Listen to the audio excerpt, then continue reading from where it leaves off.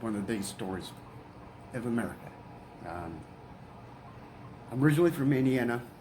Um, I was a mixed martial arts professional, if that's correct. For the most part, I was married for 17 years, and the pandemic of that life form, shape, became who I was. And I had a blessing of 2 children, and they saw the dark side of my life. And I battled drugs, and it destroyed me. Um, and there's no way around that concept. I was in a deep depression of my life. I was a 4-time region Taekwondo champion.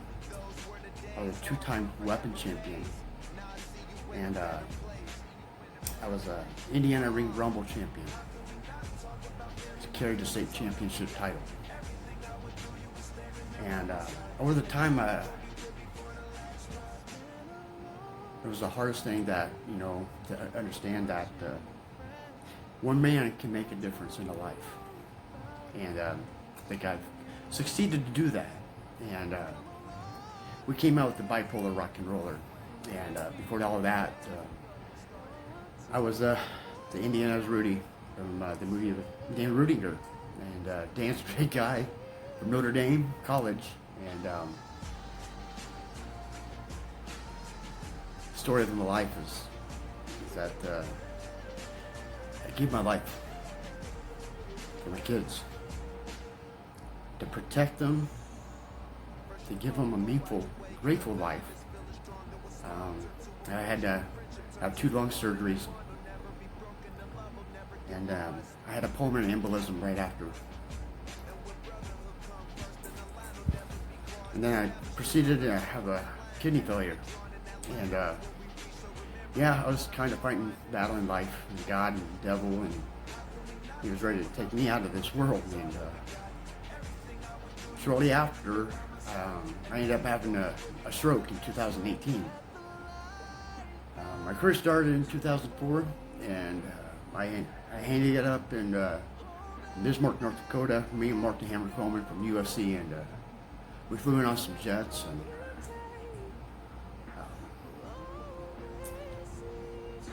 very touchy subjects is that my mom was on life support during the time of my first surgery, and I woke up to my kids, and I never knew what really happened. And so I read the documents, medical fields and doctors, physicians, and they said I died on their operating table.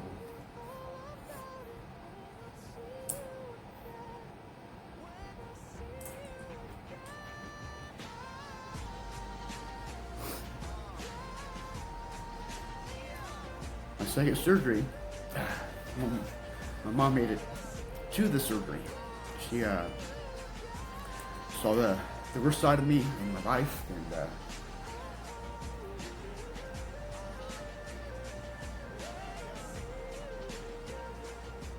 she told me I was a fighter.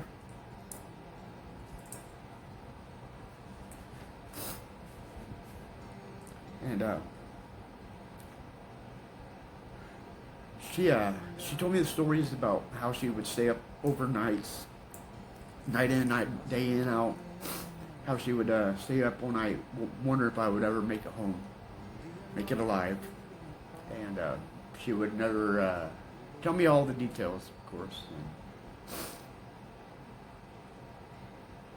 But one day, after I had my second surgery, she broke down and told me everything.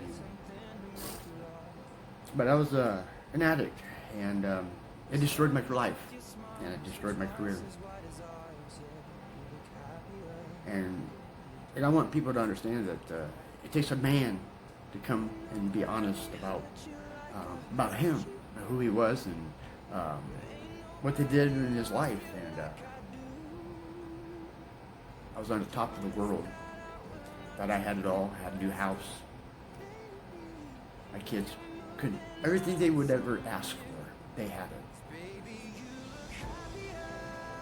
So I met this drug. It's called a synthetic drug. It was introduced to me through a fight show, and the guy said that it would never hurt me. It made me evil. It made me saw a side of me that I've never in my life would ever can explain. That it destroyed me, destroyed my life, my family, and how they looked at me as a person.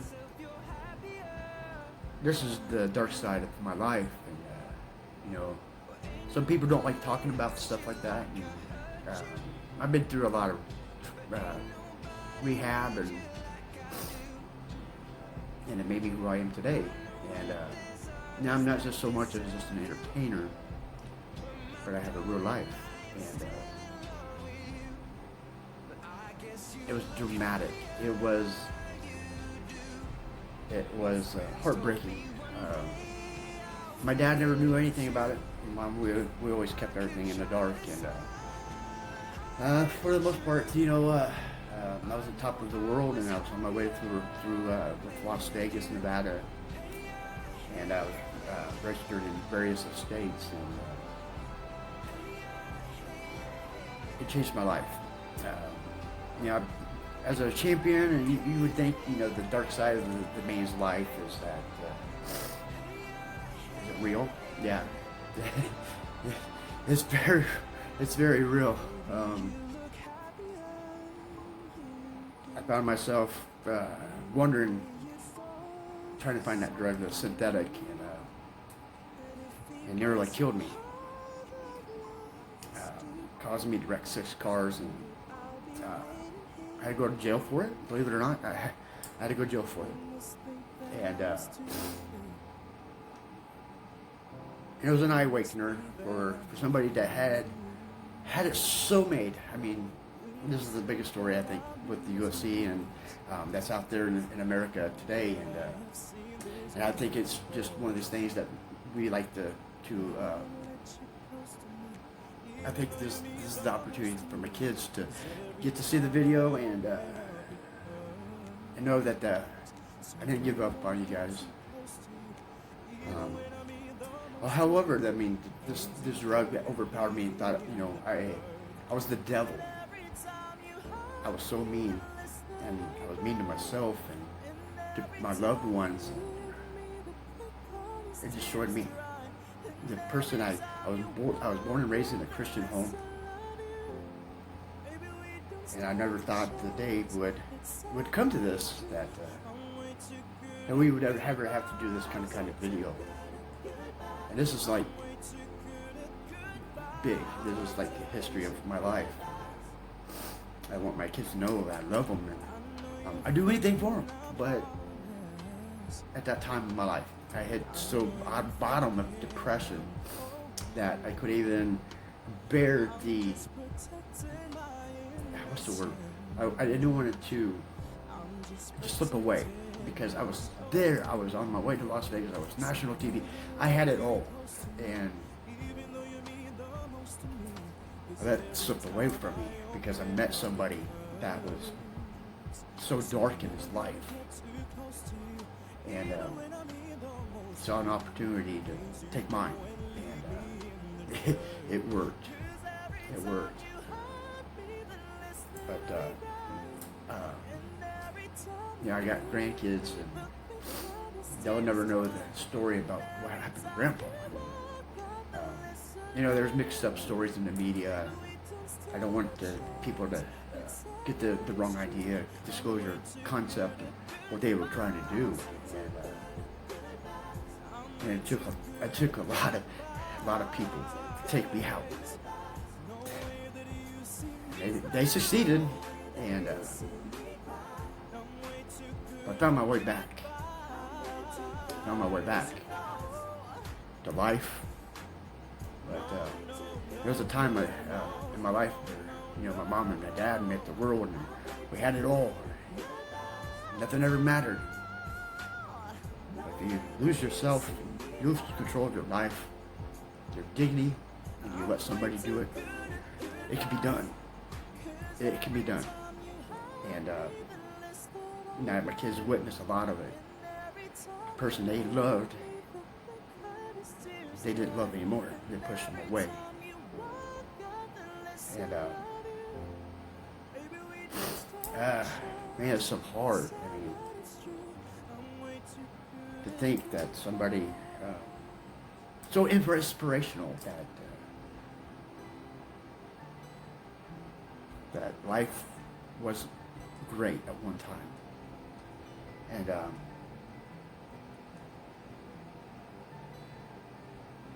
found God, and He helped me through the years of my life. And I lost my mom to an awful death.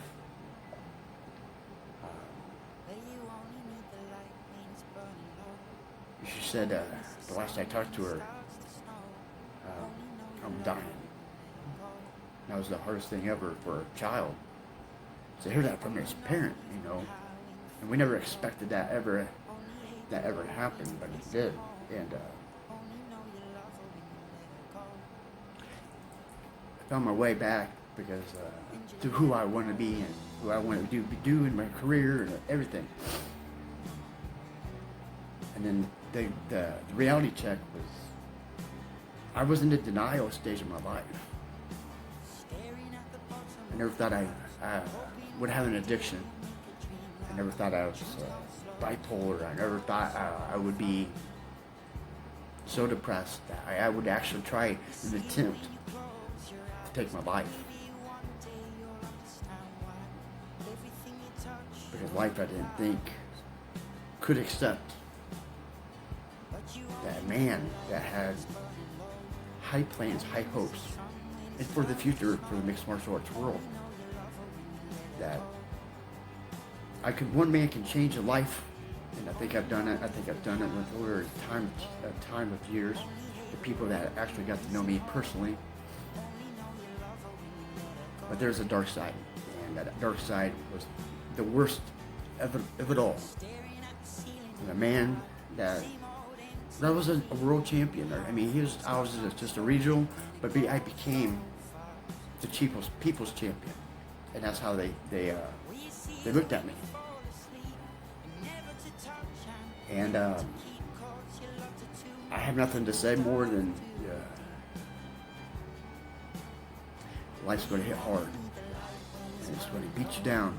And if you let it, I let it.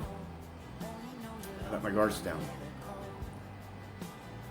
Who knew, into the future after the UFC merged with UFC or WC and stuff, and now I fought Zach the Shadow Jenkins, and I was on my way for the UFC, that 135 division that did not exist, and they had me set that fight up. I had Zach Jenkins on the tip of the gloves for the championships, and they brought in UFC veteran Blake Bowman. The UFC merged right after. They took my credit at Las Vegas, Dana White, and I have nothing more to say with Dana, but it became a public issue, and cops were always harassing me. Come by my home, they knew where my house was, and I kept a low profile. Cop assaulted me and hurt my daughter, and this guy is just, I don't want to get too far into detail, but it was all set up. The whole charade, the two officers that harassed me, and everything was set up with different promotions and different managers around the world. They're ready to try to take me out. And I thought the darkness of life was going to happen, and I was going to let them. I fought and I fought. Life is nothing but a fight. You're judged in your character when you walk behind the doors of any kind of stores and any kind of restaurant, and they see you and they discriminate based on the bias of who they see, but not who you really are.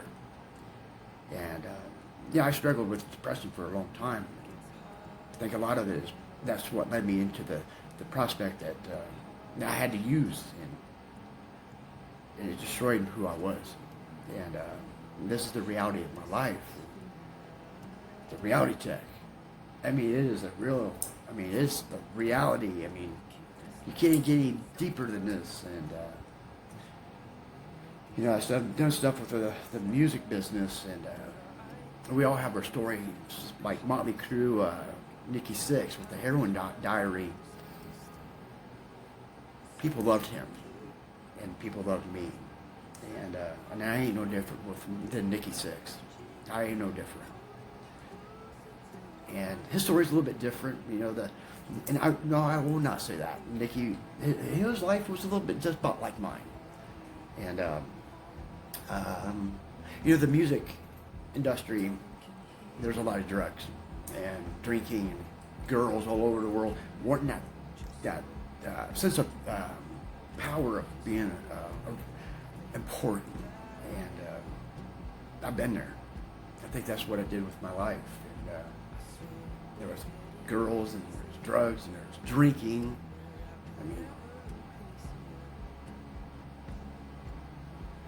And it destroyed my life. And I don't want people to have to live that life that I had to live. And I want to be a testimony, for the most part. And I want my kids to know that I never give up. I put up one hell of a fight. I'm going to continue to fight, because I may be a fighter, but there's a fighter in me. And that fighter is like whispering in the wind. And I came back and attached myself to reality. And to make the media know, and the public, just don't give up that fight. Because the fight is right there ready. And there's a drug out there that's ready to take your life if you allowed it. I didn't find a way out of my life. I put up the title down in Indianapolis, Indiana. And UFC veteran Chris Price was with me. He was my referee. Tony Carter wasn't with me this time from UFC. Tony Carter took out Matt Serra. Shoney wasn't with me, but I put the title up, and that belt meant everything to me. Whether it was no contest, whether I won it, or it was fair and square. It doesn't matter who won the belt. In the eyes of the people, the public, I was the champion, and that's what matters. And the days that I look back in that time frame when I had that belt, I let that belt get a hold of me, took over my life. I put my family and my kids on the back burner, and it destroyed everything. And I hope I hope someday that this gets around the world. Share the video. We appreciate it. God bless. And the fight is real in life. There's no way around it. This is real. This is who I am. I am the bipolar rock and roller. I used to be the UFC's underdog. They fought Chico Kumas with Duke Rufus out of Wisconsin.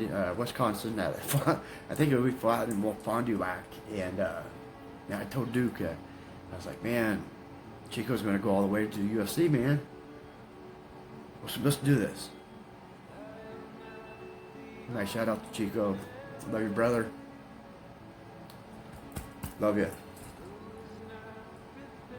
And don't ever tell people that you never made it to the UFC. I made you there, brother. I got you there. It wasn't so much that Duke had done everything with Dana and White and the rest of the matchmakers around the world. I can't lie for them, and I won't. And Chico's a great dad and a great fighter, and great brother and sister, whichever. Maybe he has a lot of family in Wisconsin, and I didn't give him my all. That drug that I was talking about, it began that series coming out of Wisconsin, around Milwaukee, and I didn't know that it was going to kill me. I didn't know it was going to destroy my life, and it did. And I hope somebody gets a hold of your senators, your Congress, who have to put an end to this epidemic, because it will kill you. And I was one of them. Find myself with a tube stuck in my chest. I woke up, didn't know where I was at, because I was so out of it. With morphine pumps, pain pills, one pain pill after another, and it became an addiction. And it led on to others, and I had to change. I had to change who I was. It was the hardest thing ever. The hardest thing ever I could ever. And the thing is, I do stuff with country music and Ray Shelton, stuff I've done over the years with all these country singers and bands. I don't want it to lead into that life form again. And I hope someday that my grandkids get to see who Grandpa really was, and get to really the honor to get to see this. I really do, because Grandpa was he was a shit kicker of America. And he set out to change the lives, the hearts of American people. And God found me, and I hope he finds you. So, we'll see you guys later, and I'll tune in later. I hope to have some of the stuff pushed up. We were working with some promotions, but the honest of life is going to beat you down if you let it. It doesn't matter how many lawyers. I have the best lawyers around the world. It doesn't matter who you have as a lawyer. Their job is to defend you. And they did, until the media tried to change stories. And it happens in the media, social media, and it happens with life. They take your words out of concept, and that's what they did with mine. They made me out to be something I wasn't, and shame on them, and shame on me for not, speaking out sooner, and going to the press. And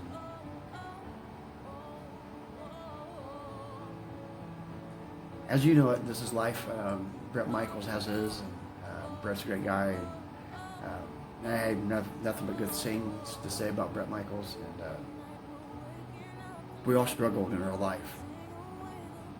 And this is the story of my life. And there's a lot out there, and to make it very clear is we don't want the bad press out. So it is what it is, and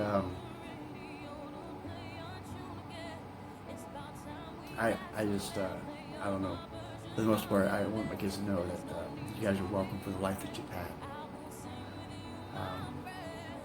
For Kyla, she's been through a lot, and now she's this mom, and I'm very proud of her. And I have this son, Braxton, and very, very proud. He graduated, and he made his mark in life, what he wanted to do, and I hope he succeeds to do that. Then I have Donovan.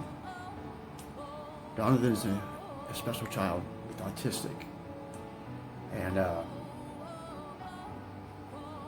I can say is, Donovan, I hope you find your dad one day, because I know you probably have missed me, because I haven't seen you in so long. And then I have Jasmine in the state of Vermont, and she's never met me. And I hope someday that she will track her dad down and find her siblings. And for the most part, this testimony is the fact that we have to have this out. And I'm not hiding behind it again. I am ashamed of myself, for allowing myself to become Dr. Hyde and Dr. Jekyll.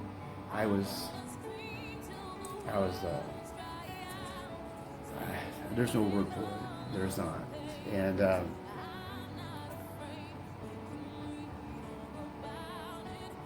all right, well, hey, good things to come, and God bless 2020, and we'll see where life takes us, because I found myself maybe 2-3 years ago, and I don't find my way to society to do what I had to do to change the lives and the perception of this bipolar and drugs and disabilities, and that they had a struggle. You don't have to have a struggle in your life. You can defeat it, and if I can defeat it, you can too. With that being said, hey, America, I am the bipolar rock and roller, and thanks for all the support, because it means a lot. It means a lot to the kids for the most part. The grandkids and my family. I carried my mom right with me. But during the time that she was on her deathbed and she was dying, it was that, when she told me she was dying, never in my world, in my life, I had thought the woman that gave me birth was leaving me. And she did. And it was just me and my sister, and I love her to death. I love my sister. She became who I never thought she would be. As a person, and as an aspect that she saw the darkness of my life, and I thought she was going to turn her life around and just turn her back on her brother, and it is what it is, I guess. And I have a niece, and I love her to death. She'll always be my niece. I mean, what can I say? There's no word for it, because I didn't know who I was, and I had to find myself. And during the period of fighting, I gave it a hell of a run. I was registered with California and Las Vegas and North Dakota and Wisconsin and Michigan and Indiana, Illinois, and around Florida, and man, it was the biggest thing in the history of my life. But don't let it control you, and don't let it destroy you, because it will. It did me, but I found a purpose in life to fight another day, and you can too. And I know this for a fact, because you are a fighter. You was born to fight for life in your life, and you was born to give it all your best. And that should be all that matters to your family, your friends, the people that love you. But don't shut them out. Don't shut them out, because I'm telling you, you will regret it. You'll resent yourself, as I resent myself at one time. And I had a purpose of life. Now I know what it is. Because you're a part of it. You're seeing it. And may God be with you. I hope you find your career and your life. And don't ever think that God don't ever care, because He's shining down on you, and He's real. Because He saved me after 9 surgeries. 9 surgeries.